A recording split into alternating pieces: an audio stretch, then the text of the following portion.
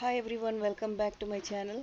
Today I will be showing you how to make a painting of water droplets using acrylic on a 6 inches by 8 inches canvas panel.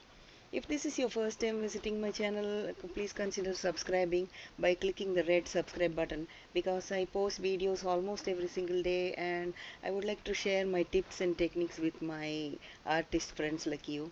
I hope you enjoy this tutorial. During the tutorial you will be noticing that I am using different blending techniques for acrylics. I use my fingers, I use brushes, sometimes I use tissue paper, and there are different techniques that I will be showing you in this video. I hope you enjoy.